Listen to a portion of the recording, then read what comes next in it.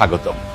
আজ আমরা এমন একটি সেলস টেকনিক নিয়ে কথা বলবো যেটা সঠিকভাবে ব্যবহার করলে আপনার ক্লোজিং রেট 30 থেকে 50% পর্যন্ত বাড়তে পারে। আর ভুল করলে সবচেয়ে হট লিডও ঠান্ডা হয়ে যায়। এই টেকনিকের নাম 3-ওয়ে ক্লোজিং। অনেকে মনে করে কোচকে কল ধরালেই ডিল ক্লোজ। বাস্তবে এটা সবচেয়ে বড় ভুল। এই ভিডিওতে আমরা শিখব নতুন সেলসদের করা 4টি মারাত্মক ভুল এবং একটি প্রুভেন স্ট্রাকচার। 3-way ক্লোজিং কি?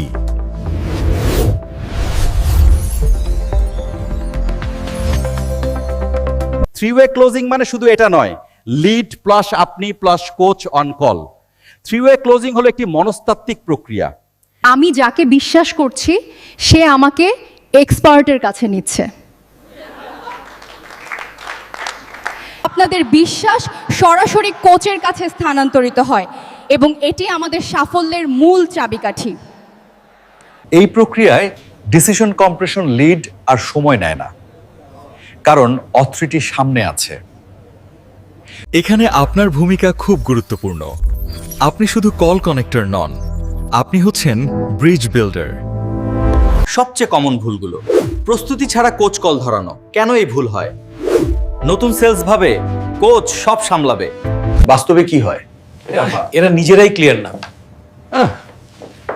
এই নেন, কোচ কথা বলবেন। সঠিক এডুকেশনাল পথ।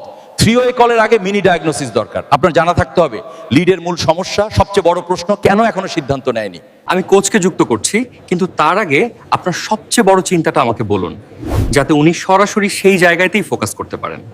ঠিক না রায়? ভালো ব্রিফ মানে কোচের অথরিটি প্লাস আপনার প্রফেশনাল ইমেজ। কেন এটা হয়? লিড আগ্রহ দেখায়, আমরা ধরে নেই এই মানুষটাই ডিসিশন মেকার। লিড হ্যাঁ বলে কিন্তু ভয় বা সন্দেহ প্রকাশ করে না, পরে সাইলেন্ট হয়ে যায়। আপনার সবচেয়ে বড় সংখ্যাটা কোন জায়গায়?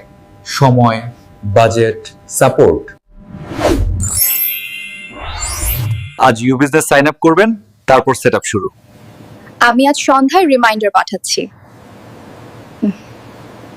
3-ওয়ে ক্লোজিং চেকলিস্ট।